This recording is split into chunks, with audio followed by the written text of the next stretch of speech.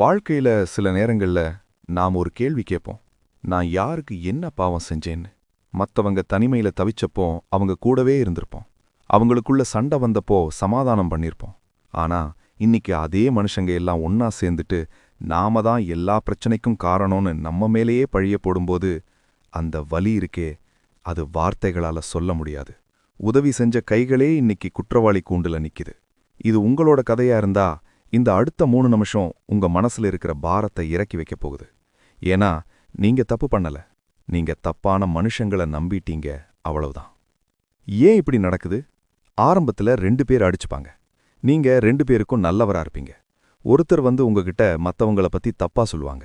நீங்க அன்பாலையும் அவங்க மேல இருக்கிற அக்கறையாலையும் அவங்க சொல்றத நம்புவீங்க. அவங்களுக்காக பரிதாபப்படுவீங்க. முடிஞ்ச உதவியை செய்வீங்க. ஆனா திடீர்னு ஒரு நாள் அந்த 2 பேரும் ஒன்னு சேர்ந்துடுவாங்க. இப்போ அவங்களுக்குள்ள இருக்கிற பழைய கசப்புகளை மறக்க ஒரு பலிகடா தேவைப்படுது. அப்ப அவங்க கை காட்டுறது உங்களைத்தான். அன்னைக்கு இவங்க தான் உன்னை பத்தி தப்பா சொன்னாங்க, இவங்க தான் நம்ம பிரிச்சாங்கன்னு ஒரு கற்பனையான கதையை உருவாக்கி உங்களை வில்லனாக்கிடுவாங்க.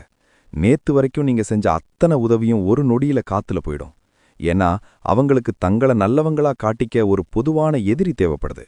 இதுக்கு பேர் தான் கேஸ் லைட்டிங். நீங்க செய்யாத தப்புக்கு உங்களை குற்ற உணர்ச்சி அடைய வைக்கிறது. அவங்க தனிமையா இருந்தப்போ நீங்க தான் அவங்களுக்கு துணையா இருந்தீங்க. அவங்க ரகசியங்களை உங்ககிட்ட பகிர்ந்தாங்க. ஆனா இப்போ அந்த ரகசியங்களே உங்களுக்கு எதிரா திரும்புது. நீங்க அவங்கள நம்பினது ஒரு தப்பா, இல்ல அவங்க கஷ்டத்துல இருந்தப்போ உதவி செஞ்சது தப்பா? நிஜம் என்னன்னா, அவங்களுக்கு உங்களை விட ஒரு சிறந்த கூட்டணி கிடைச்சிருச்சு. அவங்க காரியம் முடிஞ்சிருச்சு. ஒரு ஏணியை ஏறி முடிச்சதுக்கப்புறம் அந்த ஏணியை எட்டி உதைக்கிற அதே மனநிலை தான் இது. நீங்க அவங்களுக்கு ஒரு வசதியா மட்டும்தான் இருந்திருக்கீங்க, ஒரு உறவா இல்ல. இப்போ உங்க முன்னாடி 2 வழி இருக்கு.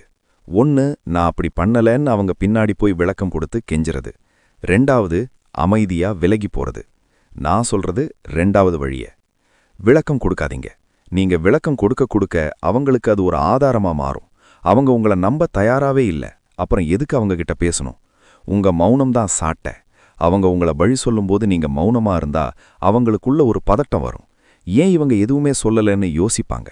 எல்லைய வகுத்துக்கோங்க. இனிமேல் அவங்க வாழ்க்கையில என்ன நடந்தாலும் நீங்க தலையிடாதீங்க.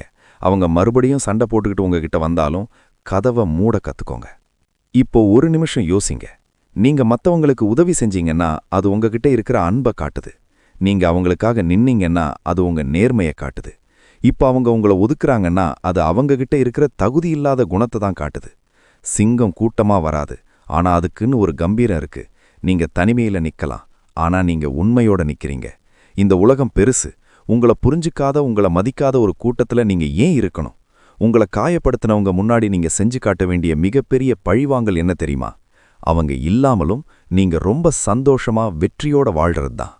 நண்பர்களே, காயங்கள் ஆற காலம் எடுக்கும். ஆனா அந்த வடு உங்களுக்கு ஒரு பாடத்தை சொல்லிக் கொடுக்கும். யாரை நம்பணும், எவ்வளவு நம்பணும்னு கத்துக்கோங்க. உங்களை பழி சுமத்தினவனுங்க ஒரு நாள் கண்டிப்பா உணர்வாங்க. அன்னைக்கு நீங்க அவங்க எல்லைக்கு அப்பாற்பட்ட ஒரு உயரத்துல இருப்பீங்க. இந்த வீடியோ உங்களுக்கு கொஞ்சம் தைரியத்தை தந்திருக்கும்னு நம்புறேன். உங்களை நீங்க நம்புங்க. உலகம் என்ன சொன்னாலும் உங்களுக்கு நீங்க உண்மையா இருங்க. அடுத்த ஒரு பாசிட்டிவான வீடியோல உங்களை சந்திக்கிறேன். அதுவரை தலை நிமிர்ந்து நில்லுங்கள். நன்றி, வணக்கம்.